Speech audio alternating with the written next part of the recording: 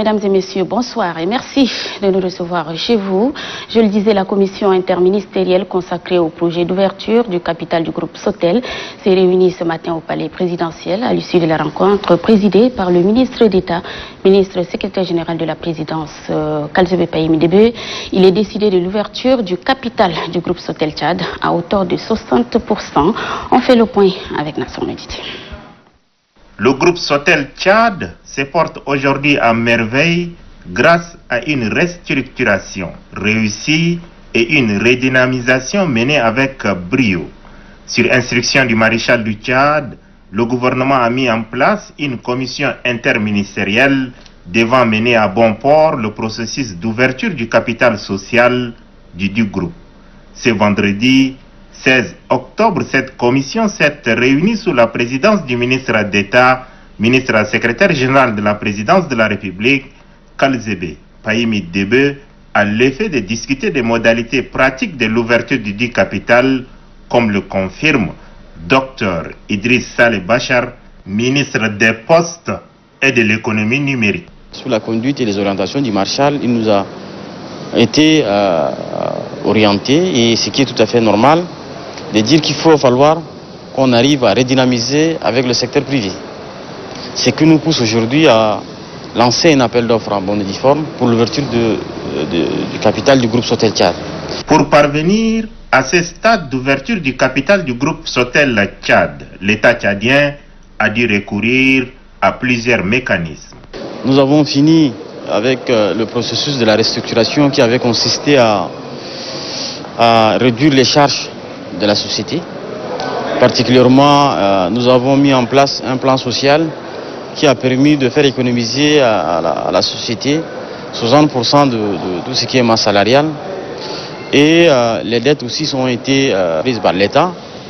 Maintenant, la société est, du point de vue structurel, financier et économique, est viable. L'importance et la viabilité de l'économie numérique n'est plus à démontrer de nos jours. C'est un secteur vital. Le ministre des Postes et de l'économie numérique lance un appel en direction des investisseurs privés. La réunion d'aujourd'hui a consisté à faire une analyse pour faire en sorte que les 60% des actions puissent être mis à la disposition des privés, particulièrement, pourquoi pas des privés tchadiens. Et nous leur lançons le challenge et le défi de dire que la Sotel est une société nationale et que l'État veut se désengager à 60%. Il va falloir que le patronat tchadien, c'est l'occasion de venir prendre les actions et investir dans le numérique à travers la Sotel. C'est que sur l'appel d'offres que nous allons lancer, ça sera un appel sans concession.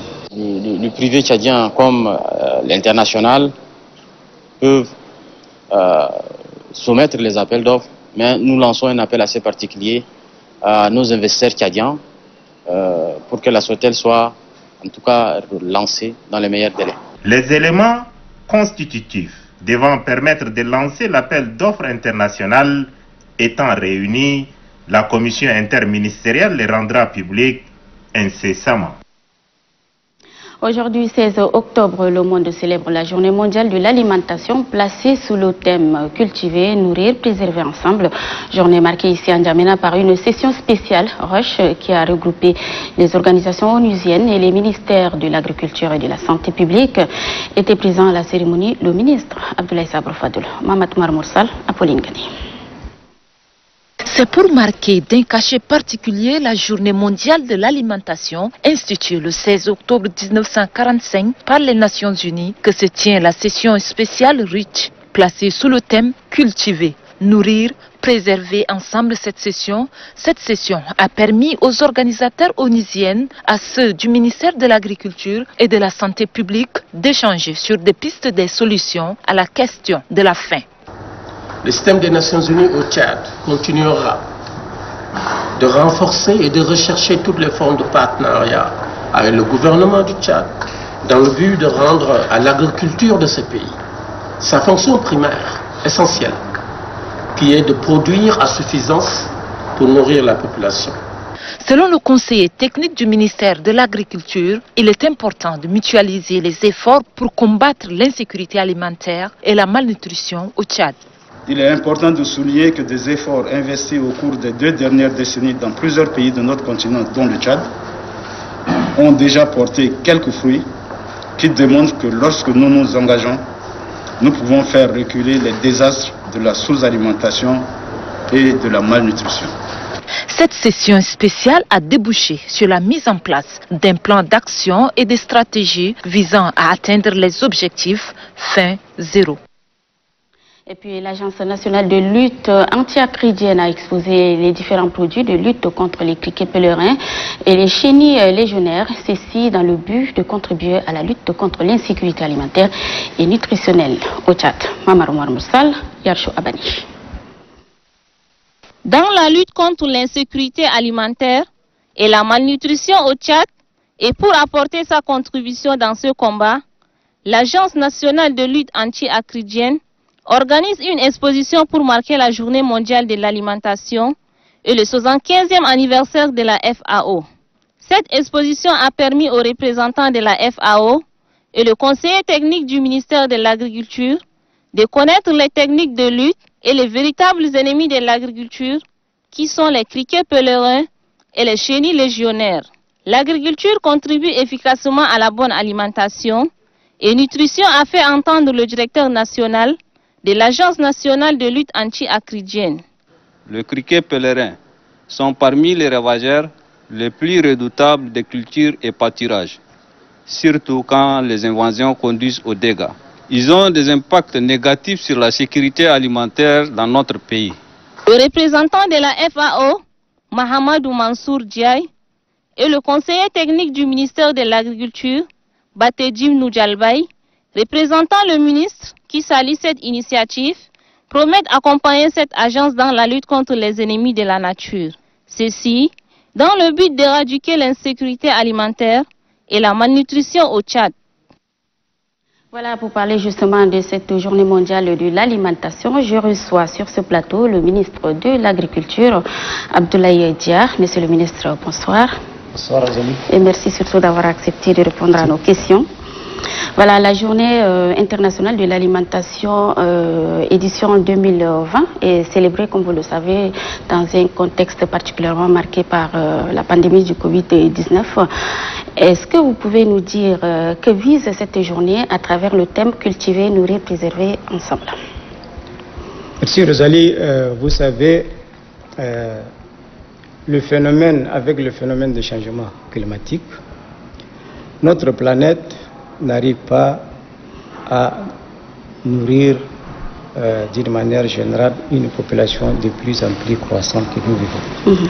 Raison pour laquelle nous avons choisi ce thème, cultiver, nourrir, préserver ensemble, qui trouve sa pertinence en ce sens qu'il interpelle l'humanité tout entière à, d'une manière générale, d'agir de la manière sur le maillon de la chaîne de production jusqu'à la consommation. D'accord, vous parlez justement de la sécurité alimentaire. Ici, l'insécurité, la lutte contre l'insécurité alimentaire, comme vous le savez, préoccupe au plus haut sommet de l'État. Des moyens colossaux ont été injectés à cet effet, mais l'on constate toujours qu'il y a des provinces qui sont toujours touchées par la faim chaque année. Qu'est-ce que vous avez prévu, qu'est-ce qui est prévu par votre ministère afin de contrer cette situation? Vous savez que cette année, le gouvernement a injecté comme allocution des sommes assez importantes pour essayer de subvenir aux activités du ministère de l'Agriculture. Donc, en dehors de ces subventions, le maréchal a instruit de rétrocéder des tracteurs aux producteurs afin que ces producteurs puissent élargir le champ d'action. Au sein du ministère de l'Agriculture, nous avons apporté pas mal un appui technique. Cet appui technique permettra aux producteurs, d'une manière générale, de s'atteler sans problème aux activités culturelles. Donc, la question qui se pose ici, c'est la Covid-19. La Covid-19, d'une manière générale, a impacté sur les activités culturelles cette année au début. Il y a un problème de restructuration qui s'est posé et ça a empêché d'une manière générale aux producteurs d'être sur le terrain au moment indiqué. Mais maintenant, avec le retardement de la saison pluvieuse et ce qui a permis, après le lever de ces mesures, d'autres d'être déjà sur le terrain. Et le retard de ces pluies nous a permis de rattraper ces temps perdus, raison pour laquelle les pluies se sont installées progressivement à partir de la 3e décade du mois d'août et ils ont continué jusqu'à, disons, le mois d'octobre.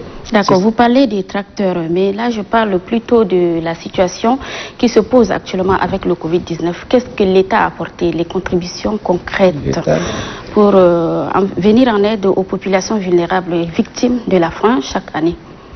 Dans le cadre disons, de la sécurité alimentaire, l'État a mobilisé 25 milliards à l'Office national de sécurité alimentaire pour acheter des vivres et enfin distribuer aux familles vulnérables. D'accord. Donc, nous avons mobilisé des importantes ressources et nous avons pu cibler ces familles vulnérables dans toutes les provinces du pays afin qu'on puisse distribuer et lever, par exemple, les problèmes que le Covid nous a créés. Vous savez qu'avec la restriction, il y a les fermetures de frontières. Nos commerçants n'ont pas pu peut-être ravitailler d'une manière nos marchés locaux. C'est ce qui a fait la flambée des prix des denrées alimentaires sur le marché, en l'occurrence les périscolaires. Donc avec la distribution de ces vivres, nous avons pu stabiliser les prix sur le marché, sur le marché, et puis pallier la famine que ces familles vulnérables sont en train de... Qui peuvent incessamment arriver dans certaines provinces du pays. Tout à l'heure, vous avez également fait mention de la distribution des tracteurs aux agriculteurs. Mais l'on constate que cette distribution est justement dans le cadre de la mécanisation de l'agriculture. Mais sur le terrain, les producteurs sont toujours en train de faire de la culture traditionnelle. Qu'est-ce qui se passe? Où se trouve le blocus, monsieur le ministre? Bien sûr, les tracteurs, quand même, la rétrocession seulement a commencé cette année. Donc, nous ne pouvons pas dire que, d'une manière générale, on va mécaniser immédiatement notre système de production cette année. Donc, nous avons besoin, d'une manière générale, après les tracteurs, il faut amener, par exemple, les pièces travaillantes. Après les pièces travaillantes, il faut aussi donner toutes les structures mécaniques qui suivent afin de mécaniser les tracteurs. Nous sommes que maintenant au début. Nous ne sommes pas maintenant au système de mécanisation. On sort d'un système, d'une manière générale, d'agriculture subsistance à une agriculture d'intensification. Donc, raison pour laquelle, maintenant, on va essayer de apporter une formation aux producteurs bénéficiaires des tracteurs, tout en apportant tous les appuis techniques possibles, afin d'améliorer leur système de production et élargir éventuellement leur champ d'action. Voilà, en plus de cela, il s'ajoute également le problème du changement climatique. Il y a des années où la pluie commence tôt et de courte durée, et d'autres années, comme cette année par exemple, il a beaucoup plu dans de nombreuses provinces, ce qui joue un peu sur les cultures et qui crée justement des problèmes. Qu'est-ce que votre ministère a prévu pour contrecarrer ce genre de situation à l'avenir? Oui, mais Rosalie, ce n'est quand même secret pour personne. Cette année, nous avons connu une année plus ou moins exceptionnelle. Vous savez, nous avons connu des pluies assez importantes par seconde, des fois jusqu'à 110-120 mm par pluie, des millimètres de pluie par jour, qui a occasionné, par exemple, pas mal des inondations de certains champs. Mais la chose la plus importante qu'il faut souligner ici, c'est cette perte peut-être causée par ces importantes pluies, nous allons le récupérer par ce qu'on appelle la campagne de contre-saison. Cette campagne de contre-saison va venir pallier à ces problèmes en faisant des cultures de berbérés, des cultures de riz et éventuellement les appuyer avec des cultures de contre-saison pour peut-être combler ces gaps que nous connaissons. Justement, vous avez effectué plusieurs déplacements dans quelques provinces du pays dans le cadre de la campagne agricole 2020-2021. Qu'est-ce que vous avez constaté sur le terrain? Les problèmes rencontrés sur le terrain sont multiples. D'abord, le manque de matériel comme les tracteurs, le manque effectivement des intrants par endroit, l'insuffisance par exemple des semences, le retard dans le système par exemple des informations entre l'administration déconcentrée et les producteurs, le manque de produits phytosanitaires, tous ces problèmes-là, nous on a essayé de résoudre, on a discuté ensemble et avec maintenant les subventions allouées aujourd'hui, comme je viens de le dire, pour parler des structures de ce département-là, on a lancé des marchés et ces marchés sont en train d'être livrés et je crois bien on va mettre à la disposition de ces producteurs et je crois bien la campagne en cours, je crois bien nous n'aurons pas ces difficultés. Lorsque vous parlez de culture de contre-saison, est-ce que vous avez déjà préparé les paysans pour cela? On est en train de faire ça. Vous avez organisé des missions de sensibilisation à l'intérieur du pays? Si, nous avons plus ou moins déjà recruté plus de 250 conseillers agricoles qui sont déjà déployés sur le terrain, qui sont en train de faire valablement leur mission de sensibilisation dans le cadre de cette campagne de contre-saison. Donc je crois bien techniquement les choses sont prêtes et je crois bien matériellement, je crois bien les entraînements sont déjà disponibles. Et je crois bien d'ici la deuxième semaine, on va essayer de maintenant procéder aux remises de ces produits aux destinés afin qu'ils puissent préparer la campagne. Voilà, monsieur le ministre, parlant encore des tracteurs, ces tracteurs qui sont mis à la disposition des agriculteurs ne sont pas entretenus. Et ce qui pose beaucoup de problèmes, qu'est-ce que vous avez prévu pour ces cas-là? Si, c'est le problème qui préoccupe par exemple le département. Parce que pour qu'on puisse entretenir ces tracteurs comme il faut posséder un service après-vente, c'est-à-dire que la disponibilité des pièces de rechange. Et ce qui n'est pas là, parce qu'au niveau de la Simatrac, il n'y a pratiquement pas de pièces de rechange. Alors, il y a un grand problème qui se pose. Donc, nous avons maintenant préparé un planning pour essayer maintenant de recenser tous les tracteurs afin de commander ces pièces de rechange. Parce que les tracteurs, c'est des machines qui peuvent rester plus de 20 ans. Donc il n'y a pas raison où on donne les machines sans pièces travaillantes ou bien sans quand même la pérennisation de ces engins. Donc pour faire ça, nous avons programmé afin qu'on puisse amener les pièces de rechange et éventuellement former des mécaniciens dans ces domaines. Et ces mécaniciens, à leur tour, vont essayer de former ces producteurs qui sont détenteurs de ces tracteurs. Et là, je crois bien qu'il y a une procédure ces procédures-là, on va les mettre sur pied afin que ces mécanismes fonctionnent. Si on met ces mécanismes sur place, je crois bien il n'y aura pas de difficultés pour qu'on puisse peut-être que... Et pour permettre également aux agriculteurs de mener à bien leurs activités et permettre également au Tchad d'atteindre l'autosuffisance alimentaire. Voilà. Merci. Merci, monsieur le ministre, d'avoir accepté notre invitation. Voilà, nous venons là de recevoir donc le ministre de l'Agriculture, Abdoulaye Diar. La suite de cette édition, l'état d'urgence sanitaire est prorogé pour une période allant du 17 octobre 2020 au 10 mars 2021. La proposition de résolution a été adoptée à l'unanimité par les députés lors de la séance plénière dirigée ce soir même par le président de l'Assemblée nationale, Haroun Kabadji. Reportage, Yann Mouibi.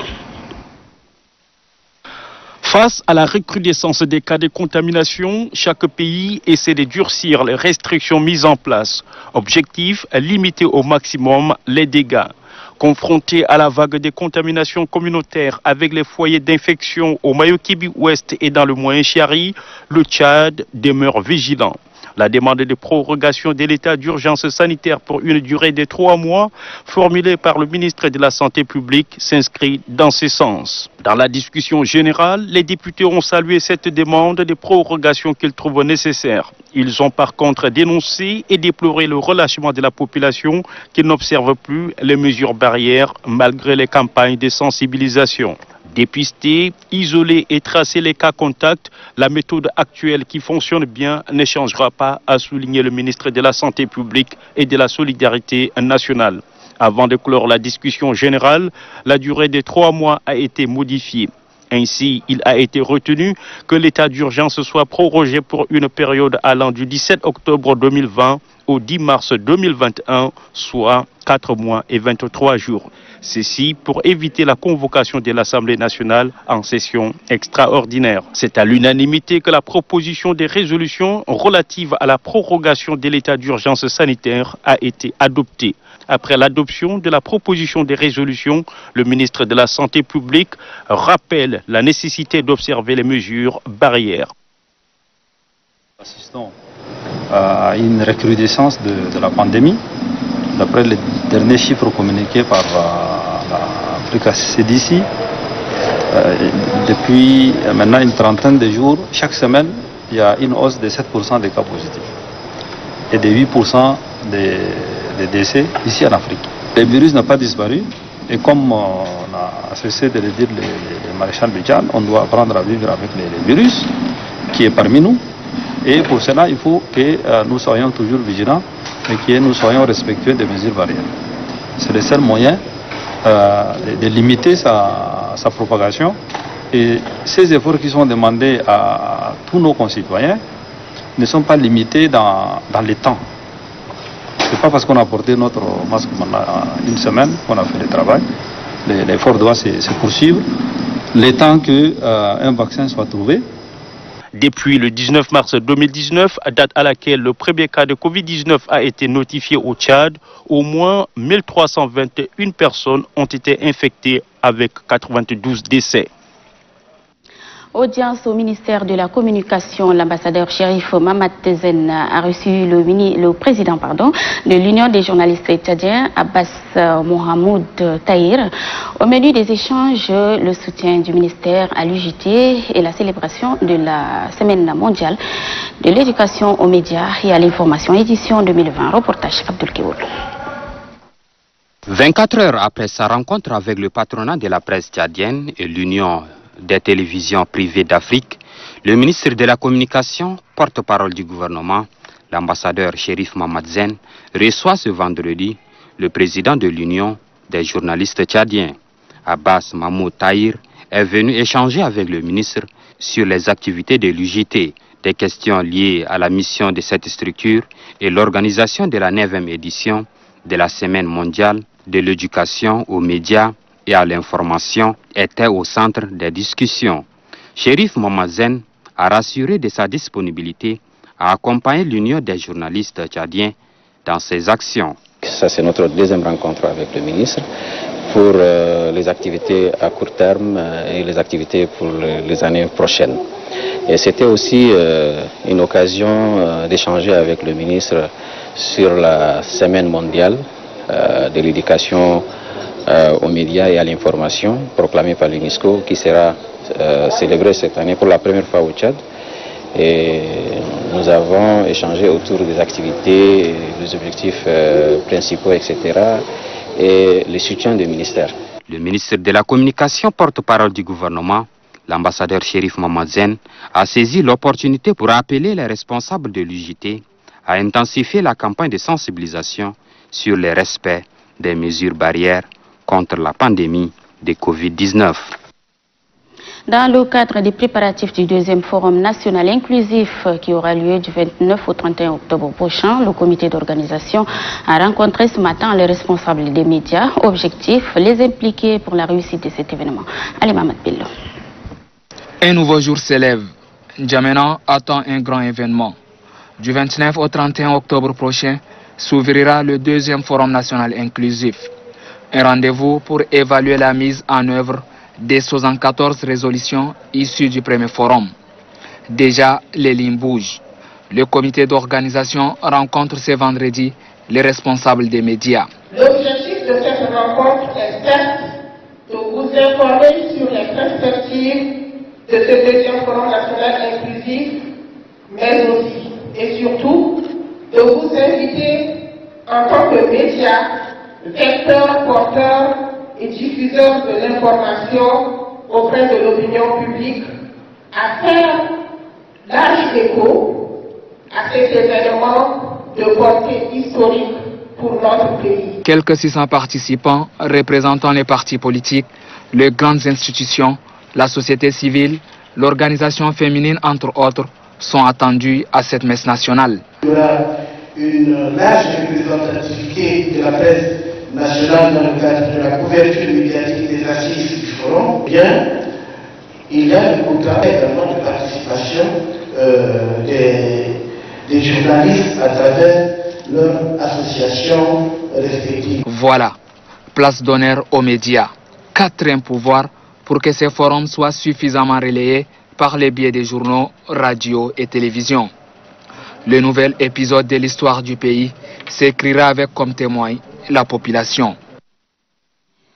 Et nous restons toujours dans le même ordre d'idées avec les travaux du pré-forum regroupant 6 provinces qui ont démarré hier 15 octobre à Massakori en présence des différentes délégations invitées. Travaux officiés par le gouverneur Hawa Ousmane Djameh. Thomas Ousmane Djali. 2 ans après la tenue du premier forum national inclusif, le gouvernement est à pied d'œuvre pour la tenue des nouveaux forums. Réunis en pré-forum décentralisé, les délégations venues des 6 provinces, à savoir le Chariba-Girmi, N'Djamena, Bahr-el-Ghazal, Lac et Hadjer Lamis, vont échanger et évaluer diverses thématiques, parmi lesquelles les 74 résolutions issues des premières assises. L'objectif du présent pré-forum est de parfaire la modernisation des institutions entreprises lors du premier forum en vue de redynamiser la démocratie pour répondre aux attentes de l'heure. Les maréchals du Tchad avaient recommandé qu'un forum similaire soit organisé tous les 2 ans et que le deuxième forum national inclusif soit consacré à l'évaluation des résultats du premier forum. Ouvrant les travaux, le gouverneur de la province de Hadjer Lamis, représentant les 6 provinces, a précisé leur ferme engagement par des résolutions adéquates afin de contribuer à la tenue de ce deuxième forum national inclusif. L'objectif de ce forum est d'associer toutes les forces vives des provinces que vous êtes en vue de recueillir vos attentes et vos contributions dans la perspective de l'organisation du deuxième forum. Ce nouveau forum qui se tiendra du 29 octobre au 3 novembre à N'Djamena est axé sur l'évaluation de la 4e République pour des réponses nouvelles. Puis à Pala, dans le Mayo-Kébi Ouest, les travaux du pré-forum des 3 provinces se sont achevés hier. Les participants ont formulé quelques recommandations à l'issue des travaux. Doba Donsala. Ils sont des différentes sensibilités venues des provinces de la Tangilé et des 2 Mayo-Kébi pour participer au pré-forum décentralisé en vue d'échanger, d'évaluer les 74 résolutions issues du Forum national inclusif de 2018. Ces pré-forums décentralisés serviront de cadre d'échange afin d'écouter, de recueillir les avis et d'impliquer les populations du Tchad profond sur les 2 ans de mise en œuvre du premier forum. Les 3 provinces, à travers leurs représentants, viendront au 2e forum national inclusif avec des propositions pertinentes. Nous nous retrouvons aujourd'hui à Pala dans cette salle avec nos frères de la Tangilé et ceux du Mayo-Kébi Est afin d'apporter nos contributions aussi modestes soient-elles à la tenue prochaine du 2e forum national inclusif qui se tiendra en N'Djamena du 29 au 31 octobre 2020. La base en attendant, le jour J, espère que ces aspirations et propositions seront prises en compte pour un Tchad fort et prospère. Le ministre de l'Aviation civile et de la météorologie nationale, Sebgen Nande, est arrivé ce vendredi à Mdaras, dans la province de l'Enedi-Est, pour une visite de travail. Marelle Joséphine est notre envoyée spéciale. Son reportage. À son arrivée à l'aéroport international d'Amdjaras, chef-lieu de la province de l'Enedi-Est, le ministre de l'Aviation civile et de la météorologie nationale, Sebgen Nande, est accueilli à sa descente d'avion par le secrétaire général de la dite province, Mahamat Abdelkerim Ali. Sont présents à ses côtés le maire de la ville d'Amdiaras, les forces de défense et de sécurité et bien d'autres autorités administratives. Seb Genande est accompagné dans ce déplacement par ses proches collaborateurs. Juste après, le ministre tient une réunion de concertation avec les responsables de la ville d'accueil. Une rencontre au cours de laquelle chaque partie a exprimé ses préoccupations par rapport aux travaux de finalisation de cet aéroport international sur lequel repose le développement socio-économique de la province de l'Enedi-Est. Le secrétaire général de cette province reste optimiste. Selon lui, cette mission conduite par le chef du département de l'aviation civile et de la météorologie nationale porte espoir. Votre présence aujourd'hui à Amdiaras est la preuve tangible de l'importance que les plus hautes autorités du pays apportent au désenclavement du Tchad de manière générale et particulièrement la province de l'Enedi-Est. Le ministre de l'Aviation civile et de la météorologie nationale trouve que les potentiels économiques et culturels que regorge la ville d'Amdiaras méritent des infrastructures adéquates. Cette mission a... Le ministre de l'Aviation civile et de la météorologie nationale trouve que les potentiels économiques et culturels que regorge la ville d'Amdiaras méritent des infrastructures adéquates. Cette mission a deux objectifs. S'assurer du suivi des travaux de construction de l'aéroport international d'Amdiaras et leur finalisation. L'aéroport d'Amdiaras a plusieurs atouts. D'abord, un atout majeur concernant le développement touristique et éventuellement les festivals qui se passent dans la province. De deux, l'exportation de la viande du chameau. Un complexe frigorifique sera construit et du fait que l'aéroport est doté d'une unité de production et de conservation de viande, l'exportation de la viande pourra se faire à partir de l'aéroport d'Amdiaras. Seb Genande interpelle les acteurs à pousser une réflexion sur l'accès à l'eau pouvant alimenter le fonctionnement de l'aéroport international d'Amdiaras. Ici à N'Djamena, la 13e plénière du groupe d'action contre le blanchiment d'argent en Afrique centrale a lieu ce vendredi à la BEAC. La question de lutte contre le terrorisme et la prolifération des armes ont aussi été abordées. L'occasion pour la secrétaire d'État aux finances et au budget d'inviter les participants à plus d'actions pour détecter les sources de financement illicites et assurer une bonne transaction financière afin, dit-elle, de garantir les investissements. Cette plénière de la commission technique tenue entre les pays membres du groupe d'action de lutte contre le blanchiment d'argent et du financement du terrorisme et de la prolifération va permettre d'identifier les difficultés et les manquements constatés dans la mise en œuvre des actions de la dite institution. La plénière qui commence aujourd'hui sera l'occasion de poursuivre les discussions sur les points autour desquels il n'y a pas eu consensus dans les groupes dédiés. À cet effet et pour la bonne conduite de nos travaux, je me fais le devoir de souligner la nécessité, aujourd'hui plus que d'ordinaire, de respecter scrupuleusement les procédures et processus. Le secrétaire permanent de la GABAC, Mbata Gervais, plaide pour une union sacrée autour des activités des flux financiers. Selon lui, l'atteinte de cette lutte ne peut être possible que grâce à la transparence dans la gestion financière et les rapports fiables des pays membres. Le ministère des Finances et du Budget, représenté par la secrétaire d'État, apprécie la tenue de cette plénière qui permet de corriger les lacunes constatées et d'être cohérent dans cette lutte. Dois-je rappeler que dans notre sous-région, la conférence des chefs d'État s'était engagée résolument dès le début de l'année 2020 dans une dynamique holistique de lutte contre le blanchiment de capitaux et le financement du terrorisme. Le Tchad, pour sa part, s'est inscrit dans le programme d'action de lutte contre les flux financiers illicites dans les pays africains. Ce programme est le résultat d'une collaboration avec les partenaires au développement qui apportent inlassablement leur soutien multiforme aux pays qui ont un niveau de développement modéré. Il faut être vigilant afin de mieux cerner les sources de financement qui sont fiables et capables de booster l'économie. Il me paraît opportun de souligner à cet effet que les nouveaux défis qui se profilent pour le GABAC et le secrétariat permanent se doivent d'être à la hauteur de ces défis avec des nouvelles actions correctrice. C'est l'occasion toute indiquée pour la secrétaire d'État d'interpeller les autorités des États membres de GABAC à la mise en musique des textes administratifs afin d'anéantir les prétendants délinquants financiers. Le nouveau chef de canton Nanou dans la province de Wadifira, département de Maigri, chez Mohamed Abderrahmane Margui, a été intronisé hier en présence du gouverneur de la province, Isaka Ahmad Arja. Bachariaya Isanga. Nanou Sourou, situé à plus de 1000 km de la capitale, célèbre un événement qui restera à jamais gravé dans la mémoire de ses filles et fils.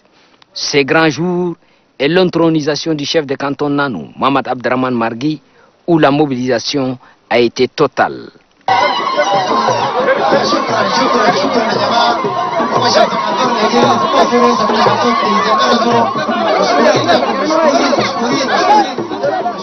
Ces moments forts offrent l'opportunité au président du comité d'organisation, le général Adam Doki Gondi, de remercier l'effort consenti par son équipe, mais aussi d'exprimer ses remerciements aux différentes délégations constituées de chefs traditionnels et autres invités de marque. Installant le nouveau chef de canton, le sous-préfet de Nanou, Aziber Haroun, a souhaité l'érection de la sous-préfecture en département et le renforcement du centre de santé en maternité. Selon l'ambassadeur Saleh Hamid Higuera, l'histoire du canton Nanou date de 1517 où pendant 503 ans, il y a eu plusieurs successions. Les natifs de la localité soutiennent le maréchal du Tchad, Idriss Déby Itno. Nous, population de Nanou, félicitons chaleureusement Idriss Déby Itno, président de la République, pour son élévation à la dignité de maréchal du Tchad. Apportons notre soutien indéfectible pour ces louables efforts consentis en faveur de la paix, de la sécurité nationale, de la cohabitation pacifique et de la lutte contre le terrorisme. Saluons sa clairvoyante et diligente riposte contre la pandémie du corona, dite Covid-19. Être chef de canton mérite toujours le conseil des uns et des autres. Ainsi, plusieurs personnalités se sont relayées pour apporter des sages conseils au nouveau chef de canton afin qu'il puisse accomplir sa mission. Le gouverneur de la province de Wadifira, Isaka Ahmad Arja, a rappelé au chef de canton son rôle de collaborateur et de trait d'union entre l'administration et la population. Il est de tradition qu'un nouveau chef de canton soit habillé par ses collègues. Ainsi, Mohamed Abderrahmane Margui passe par ses rites traditionnels. Très ému, il remercie le maréchal du Tchad, Idriss Déby Itno, tous les invités et le comité d'organisation. Les différents chefs traditionnels, les amis, ainsi que les membres de la famille ont chacun apporté sa modeste contribution au nouveau chef de canton de Nanou, Mohamed Abderrahmane Margui.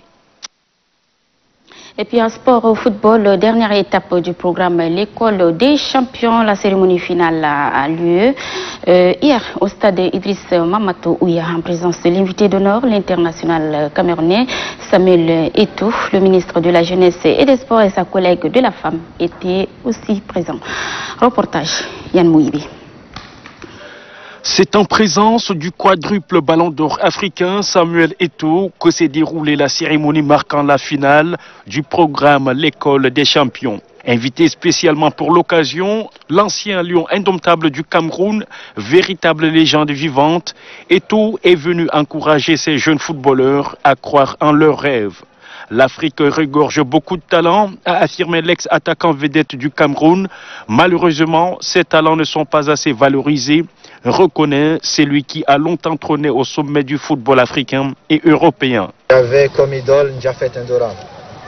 Il était tellement fin, il était tellement bon dans son jeu, très élégant. Et si nous, ici en Afrique, on faisait la promotion de nos talents, ça aurait été notre Zidane, parce que je pense qu'il avait même peut-être plus de talent que Zidane. Mais seulement nous apprécions souvent les autres au détriment des nôtres. Et ça nous pose problème. Pour dénicher tous ces jeunes talents disséminés sur l'ensemble du territoire, un travail méticuleux a été abattu par une équipe très dévouée. Donc ce programme a commencé ici à N'Djamena pour détecter des jeunes talents de 10 à 15 ans. Nous avons continué ensuite à Mongo, ensuite pour nous retrouver à Mundu, pour essayer de détecter les jeunes du pays.